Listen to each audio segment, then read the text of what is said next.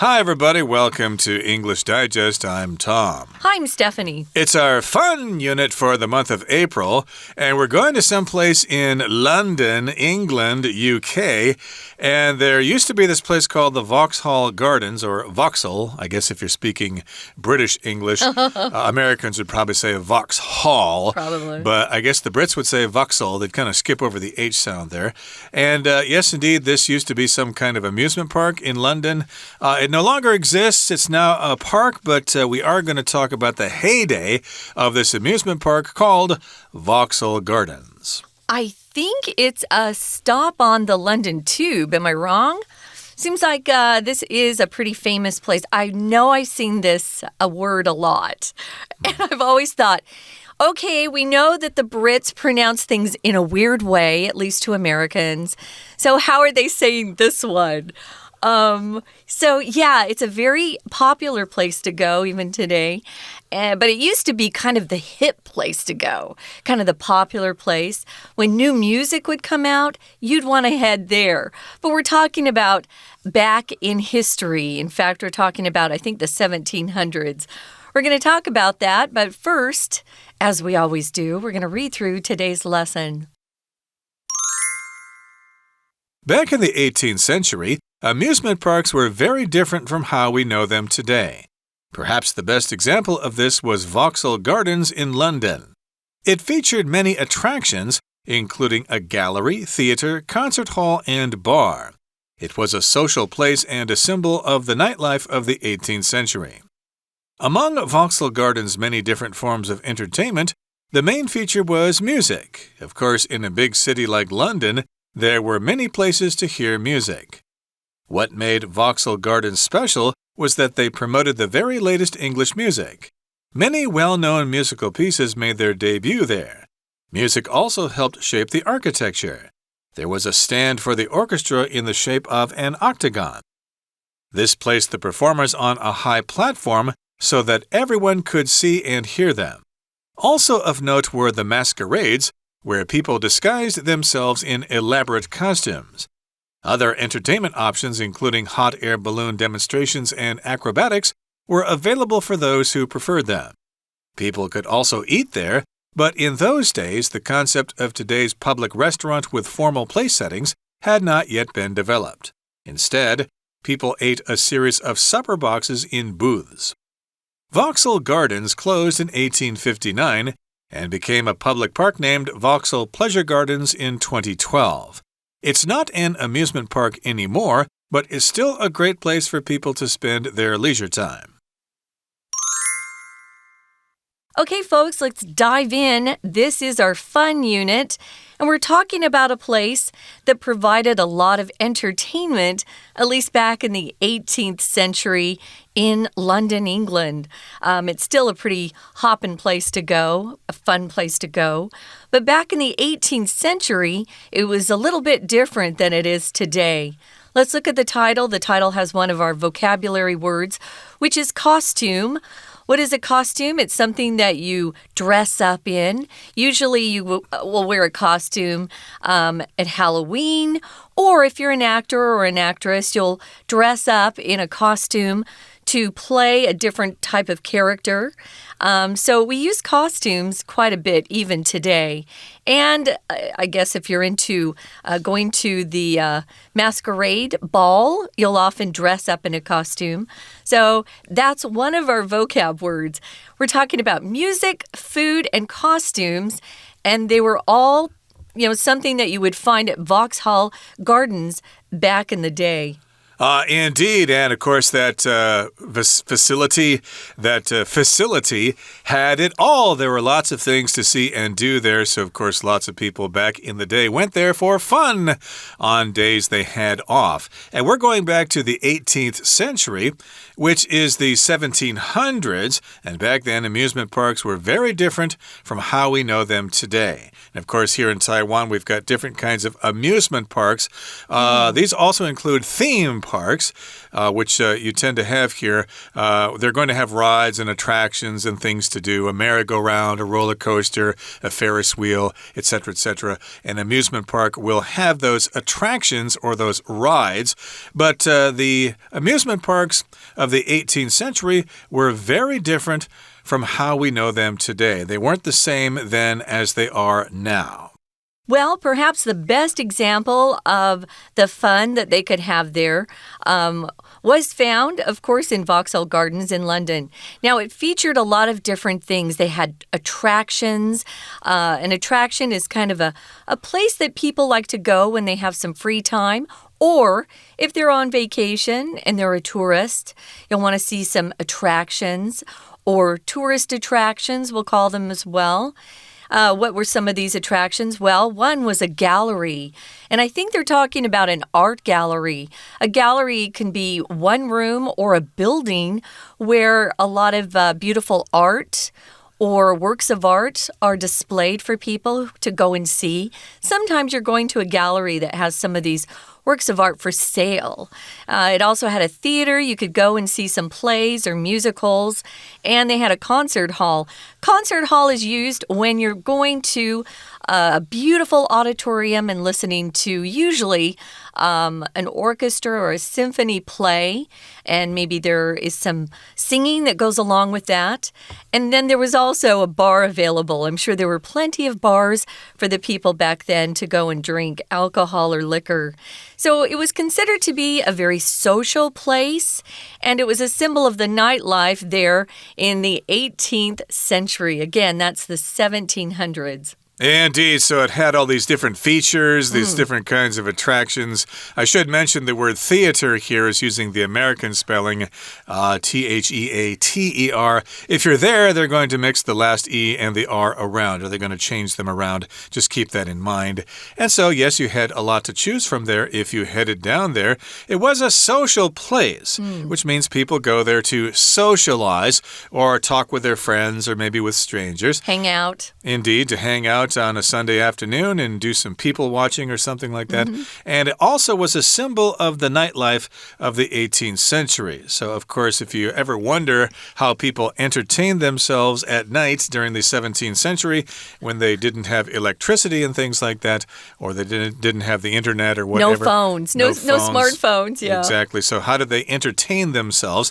Yes, this particular establishment, this amusement park, was a good way to find out. It was a symbol of the nightlife of the 18th century. It kind of represented that particular pastime.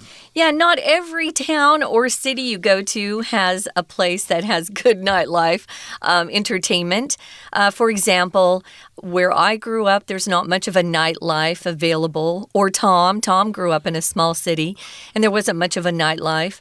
If you want nightlife kind of entertainment, you'll want to go to bigger cities, for example, New York, or I would say Las Vegas or LA. Those places provide some different types of entertainment, and the nightlife is pretty rip-roaring. There's a lot going on. Now, among Vauxhall Gardens' many different forms of entertainment, again, there are lots of types of entertainment. If you have kids, you might want to be going to something that caters to or is meant more for children than adults. And if you're just an adult on your own, you might want to go to a different type of entertainment. But the main feature, at least in Vauxhall Gardens, was music. And I used to think, at least when my first trip to London, I was only 18, and I thought that Vauxhall Gardens was kind of like a place for classical music, and going to see the opera. I was a little bit off on my guess because it's more for popular music. It was back then, at least. Now, this is a big city. It was a big city in the 1700s. London was full of people, and there were many places to go and hear music. Now, remember, back then there weren't any forms of electricity or electronic devices. So one of the best forms of entertainment for people was either to listen to music or to go and sing somewhere. They didn't have KTV bars or anything like that, but they would get together and sing folk tunes sometimes. Folk songs or maybe some medieval chansons or something like that, choral music or whatever, string quartets, maybe they had those. Certainly, they did not have jazz back then because it hadn't been invented yet. But yes, indeed, you could go to a concert there or you could go to a bar and have yourself a martini or some kind of cocktail. Probably just beer or wine back then. Or ale, as they like in England there. Maybe a stout or something. Ale, ale, exactly. Now, let's move on a little bit to the next paragraph here. It says, among Vauxhall Gardens' many different forms of entertainment, the main feature again was music. Of course, in a big city like London, there were many places to hear music. And what made Vauxhall Gardens special was that they promoted the very latest English music, as we've said. Now, many well-known musical pieces made their debut there, which means that's where they were first heard. We have people writing music, and they wrote it out on the staff paper, and they gave it to their performers to practice, and then they gave a little bit of a concert in Vauxhall Gardens there. Now, remember, their popular music back then was what we consider to be classical today, right? They didn't have bands like we're used to going and hearing on the radio. No. Their form of music was actually, what we consider to be quite classical, in nature, Baroque even. So it was very different. It certainly was, and of course these pieces made their debut there. Music also helped shape the architecture. Architecture is the nature of buildings. It's not the individual building itself, so don't make that mistake. It helped shape the kinds of buildings that were there. For example, there was a stand for the orchestra in the shape of an octagon. Cool. And this placed the performers on a high platform so that everyone could see and hear them. Now, orchestra, of course, is a group of musicians playing together, and they're going to be playing classical music. You're going to have violins and violas and cellos and flutes and oboes and the timpani and stuff like that. You're going to have all those different kinds of instruments. And this stand, I guess this kind of stage, was in the shape of an octagon, which is a shape with 8 sides, like a stop sign. Yeah, 8 straight sides and 8 angles is an octagon. And this placed the performers, those who are actually playing the music or the performers, on a high platform so that everyone could see and hear them. If you want the sound to travel, you're going to want to be at a higher level than the orchestra or symphony. And back then, again, they didn't have electricity. There were no microphones. And so the buildings that they built, their concert halls and places where people would perform their music, were built in a way that would carry sound. So this placed the performers on a high platform again so that they could be heard by those coming to hear the music. We're going to take a quick break, guys. Right now, listen to our Chinese teacher, and then we'll be back. 听众朋友大家好，我是安娜。我们现在如果要去玩的话，除了公园或者是这个山上或者是海边，其实还会很喜欢去游乐园，就是 amusement parks。可是以前的人没有这种游乐园的时候，他到底要玩什么呢？我们今天来看看18世纪的英国人到底要玩什么。好，如果我们回到18世纪的话，会发现最好的例子、最有特色、具有代表性，就是在伦敦的 Vauxhall Gardens。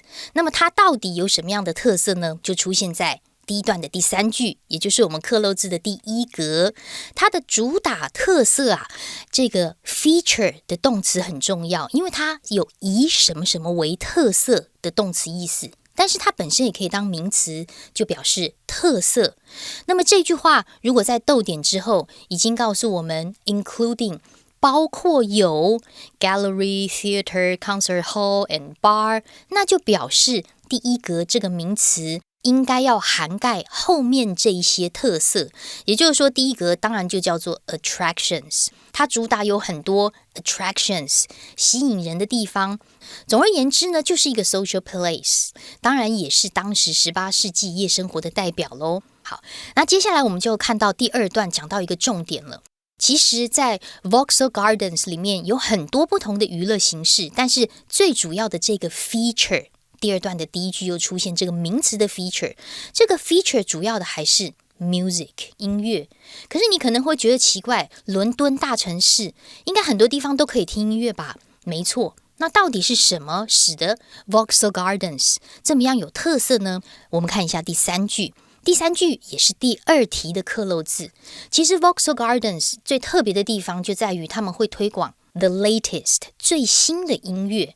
好，所以在这里我们要看到整个句子来剖析一下，主要的动词就是 was 的前面有一个主词，而主词本身就带了一个动词的 made。言下之意是我们要讲的是使得 Vauxhall Gardens 特别的那一件事情。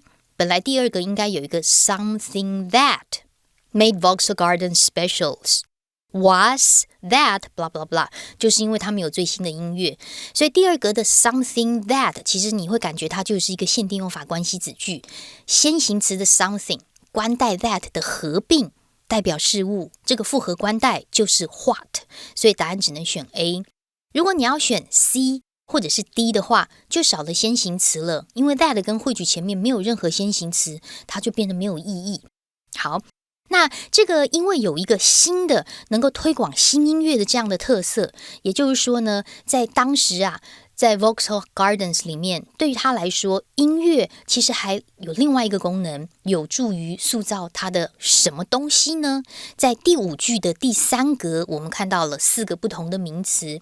可是在这里的克漏字要特别看到的是上下文其实都会有助于你来解答。所以第6句接下来当时有一句为了管弦乐队所建造的8边形的舞台，那这个舞台这个特殊的建筑也就是回应到了第5句，就是因为为了要推广最新的音乐，所以它连建筑风格都因此而有所改变去塑造，所以第3格答案会选 D architecture 是比较适当的。那言下之意就是这个8边形舞台就可以让表演者站在高台上，这样一来的话，所有人都能够看见并且听到他们的演出。当然在第2段的最后一句第7句这个地方有一个特殊的 so that 连接词，它是一个表示结果的连接词片语，如此一来就可以如何如何。 We're going to take a quick break. Stay tuned. We'll be right back.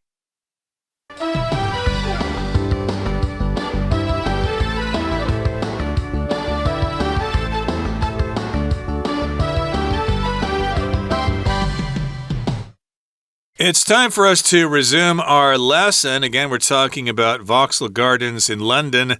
And, this could be the springboard for all of you to discuss something similar about Taiwan. Were there any old amusement parks that no longer exist? I can think of like the old zoo. The Taipei Zoo used to be at Yuanshan, and then they moved out to Mujia there. So you could talk about that with your friends. Or maybe some other amusement parks. There was one in Shilin in Waishuangxi. There used to be an amusement park there, but it's long gone. That can probably tell you how long I've been in Taiwan. But again, there may be other attractions that you might find interesting. But we are focusing specifically on a place in London called Vauxhall Gardens. And it had lots of attractions, a gallery, a theater, a concert hall, a bar. And, of course, you could go there to hear music. That's what its main purpose was. And lots of musical pieces made their debut there. And also where we left off, we were talking about the architecture of the place. They had this special stand in the shape of an octagon for the orchestra. So the performers were on this platform so that everyone could see and hear them. So, yeah, if you're into music, that was the place to go back in the day. Now, here in the next paragraph, it says, also of note, also notable, or something also we want to talk about, were the masquerades, where people disguised themselves in elaborate costumes. So here we've got masquerade, which is when people do that. They wear costumes, they dress up as different kinds of characters from history. Maybe they dressed up as Marie Antoinette or something, or King Henry, or Hamlet, or whatever. They would wear these costumes, and they would basically have themselves a costume party. Yeah, they were quite elaborate. If something's elaborate, it has a lot of details to it. It's been carefully constructed in whatever costume they're wearing.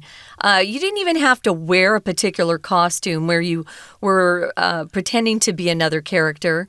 For some of the women, they would dress up just in very beautiful gowns.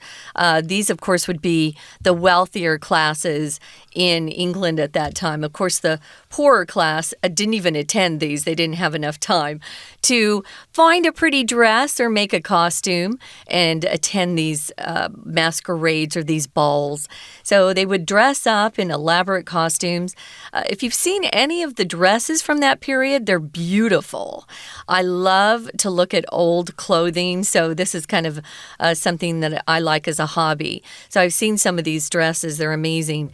But to be in a masquerade, you have to cover your face, right? So you would have a special mask for your face in particular. And sometimes they would wear these masks and do things that they didn't want other people to know who they were as they were doing them. That's why they would cover their faces to hide their identity. So other entertainment options or choices included hot air balloons. Those were pretty dangerous back then. I think they're still kind of dangerous today, to be honest. But they had a way to go up in the sky. You know, nowadays we fly and we take it for granted. But back then they had no airplanes. So going up in a hot air balloon was a big deal. Again, it was a little dangerous as well. But maybe that was part of the entertainment, you know, to take a risk. Here you see we have this vocabulary word options. It just means a choice among different things that you're given. You can also just say entertainment choices. Entertainment options, and they had demonstrations that you could go see. These were hot air balloon demonstrations. Maybe they couldn't talk anyone into going up in the sky, so they just would show what it looked like if you were to get inside and go up. Acrobatics, what's that, Tom? That's kind of like gymnastics, except you just kind of move around like you balance plates on the ends of sticks and things like that. It's similar to gymnastics, but it's not the same. Maybe you juggle plates and things like that. You do all sorts of fun stuff like that. Or if you're a child, at least in the States, mothers will often take their little kids to acrobatics classes, and they'll tumble and do, you know, like a somersault, a cartwheel, things like that. Okay, and of course you had those things, hot air balloon demonstrations and acrobatics. They were available for those people who preferred them. To prefer just means you'd rather have that thing instead of something else. So maybe they didn't want to go see a concert or go to the bar. They wanted to see some hot air balloon demonstrations. And so that was an option for them. They had that choice. People could also eat there, but in those days, the concept of today's public restaurant with formal place settings had not yet been developed. We kind of take that for granted nowadays. When you want to go eat, you go to a restaurant, you get to sit at a table, the waiter or waitress takes your order, brings it out to you, and you eat it, and you chat with your friends or family or whatever. But back then, they didn't have that concept, or they didn't have that idea. So that's what a concept is. Kind of an abstract idea, a notion, if you will. And so, yes, indeed, we do have this concept of the restaurant that we take for granted, of course, but back then they didn't eat food that way. They did not. Instead, people ate a series of supper boxes in booths, which is really interesting. Now, if you're talking about a series of something, you have a set of things that follow one after another.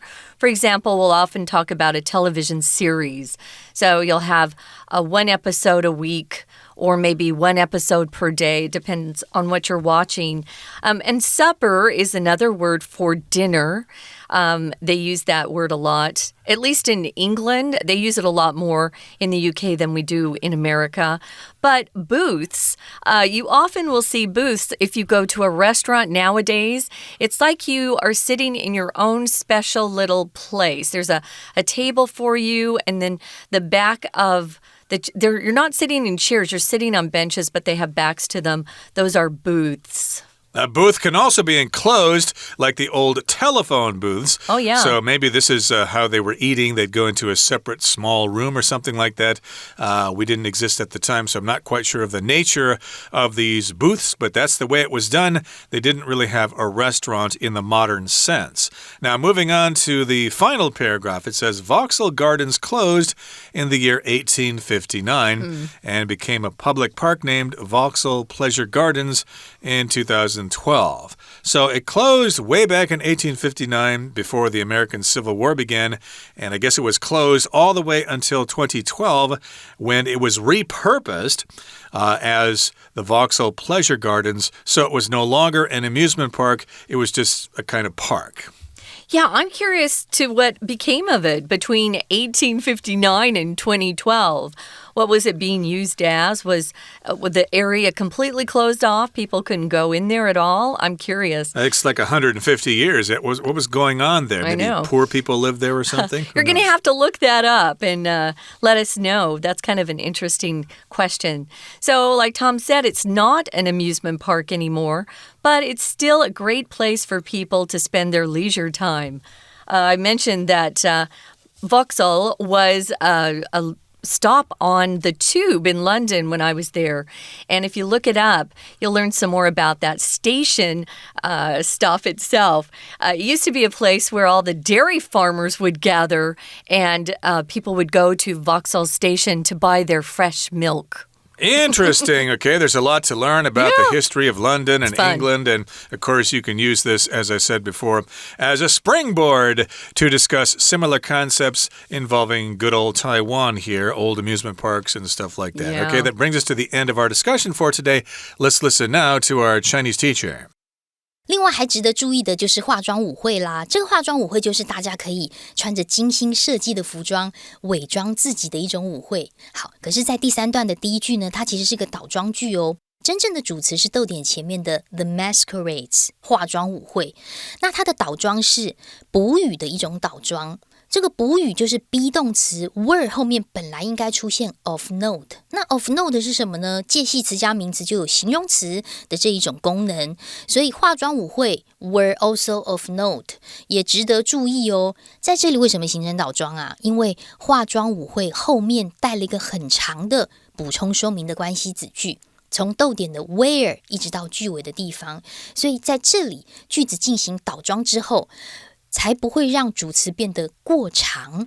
好，那么在这个倒装之后呢，我们看到的是化妆舞会之外，然后还有一些热气球展示啊、杂技表演啊，除此之外还可以在那里用餐呢。不过在18世纪的英国，不像现在这样子，我们还有什么餐厅啊，桌上摆着很多正式的餐具啊，那种状况其实还没有发展起来。接下来的第4题，不晓得填了什么副词之后，出现了18世纪当时用餐的状况，大家是在摊位上享受着一系列的餐盒。所以我们在第4题当中，先看一下上下文。上文指的是一个很模糊的陈述，当时怎么用餐呢？不是像现在这样用餐，那到底是怎么用餐？第4格之后出现精准的一种事实描述。大家就是吃餐盒，所以其实它有一点点 in fact， 事实上精准事实是如何，所以第4题答案应该选 C instead 是比较合适的。好，接下来我们最后就看到 Vauxhall Gardens 当然在1859年就歇业了，不过现在呢是改成公园了。好，那么最后一题的这个第5题我们就要来看一下。第5题在原本的句子当中，本来应该是一个限定用法关系子句的简化，先行词是 a public park， 后面第5格第5题这边本来应该有 which or that 跟 was named， 而这个公园就被命名为 Vauxhall Pleasure Gardens。 那在这里我们的选项里面因为没有关代也没有 be 动词，所以应该选 be named， 这是最好的一个答案。好，那么以上就是我们对于18世纪英国人怎么玩的一个介绍。我是安娜，我们下次见。Okay, that brings us to the end of our lesson for today. Thanks for joining us. Make sure you join us again next time for another edition of our program. From all of us here at English Digest, my name is Tom. I'm Stephanie. Goodbye. See ya.